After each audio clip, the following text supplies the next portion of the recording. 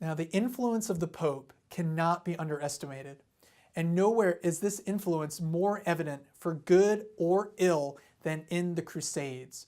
The Crusades were a series of wars fought between the Christian monarchs of Europe against the Islamic caliphates over control of the city of Jerusalem.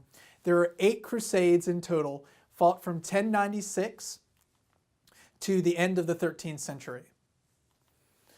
There are other crusades fought in Europe by Christians against peoples who were not Christians.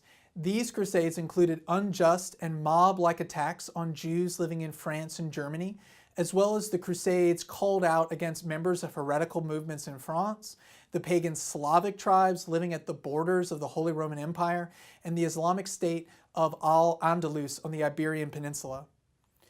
As with so many movements in European history, the Crusades begin with a barbarian tribe from the steppes of Central Asia invading the Roman Empire.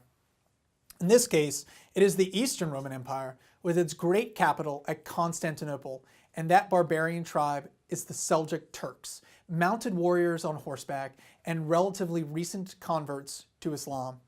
The year is 1071, and the Turks have utterly demolished the Byzantine armies at the Battle of Manzikert and far eastern Asia Minor. With no army left to stop them, the Seljuk Turks quickly press on to the very gates of Constantinople and begin to besiege the city. The fact that Asia Minor is known today as Turkey lets you know right now that the Turks will ultimately succeed in conquering this land from the Byzantines.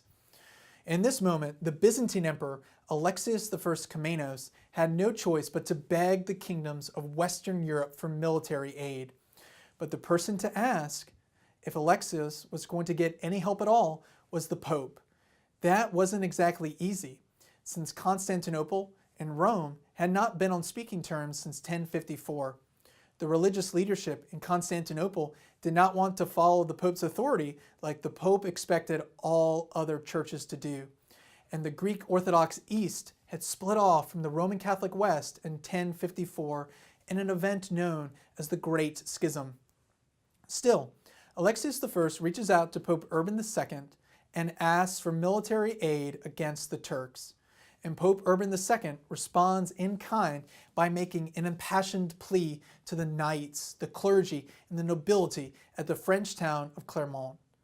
There, Pope Urban II outlined the struggles of their friend in the faith and ally, the Byzantine Empire, against the Seljuk Turks and the armies of Islam.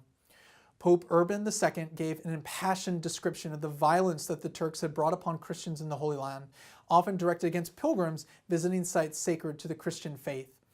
Urban then urged knights to take up the cross, which is where we obtain the word crusade. The knights would ultimately be successful because Deus vult, God wills it, as Urban II declared at the Council of Clermont to crowds of cheering knights. To sweeten the deal, the Pope Urban II offered a plenary indulgence, a full pardon for all sins committed past, present, and future, for knights willing to go on crusade to the Holy Land. And tens of thousands of medieval knights liquidated their landholdings in order to respond to the call. The popular enthusiasm was so great, Urban II had to restrain the elderly and children from taking up the cross and going with them.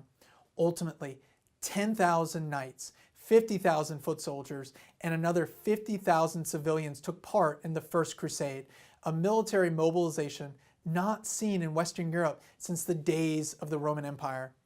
This army of crusaders would march overland hundreds of miles to the city of Constantinople, be ferried across the Bosphorus Straits separating Europe from Asia, and then move to attack and capture cities like Antioch from the Turks, cities that the Crusaders needed to protect their supply lines. Then the Crusader armies moved onto the city of Jerusalem to restore a city so integral to Christianity, the very city in which Jesus was crucified, was buried, and thereupon was taken up into heaven, and restoring that city to Christian control. The causes, progression, and inspiration for the Crusades are hotly debated by historians.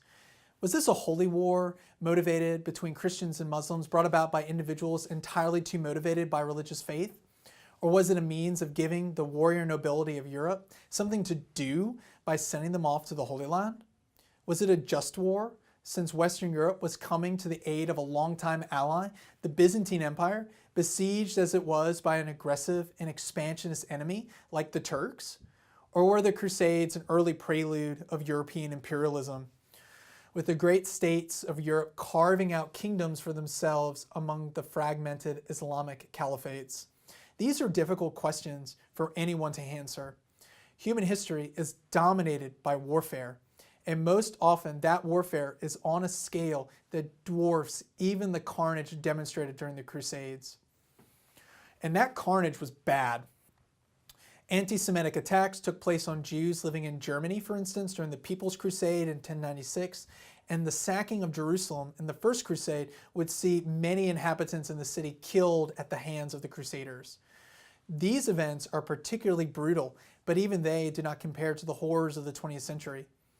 And so I am inclined to believe that these events indicate that there are significant problems within human nature itself, that our greed, our jealousy, and our will to dominate, these things lead us into such devastating wars, even if the reasoning for such wars may be adorned in religious language.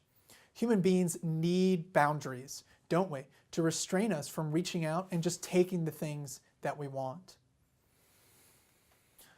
Perhaps it speaks more to the dangers of centralizing too much power or authority or influence into one person, in this case the Pope, whose word could bring thousands of knights to sell their possessions and go on crusade, and promise them immediate entrance into heaven should they die while fighting for the Holy Land. Still, the consequences of the Crusades are not so much in doubt. Supply lines stretching from Western Europe to the Middle East meant the re-establishment of commercial ties on a scale not seen since the days of the Roman Empire. New maritime republics like Venice and Genoa grew fabulously rich, ferrying men and supplies from one end of the Mediterranean to the other. And on their return trips, the Venetians and Genoese merchants would bring back valuable commodities like silks and spices that had traveled along the fabled Silk Road from China and India.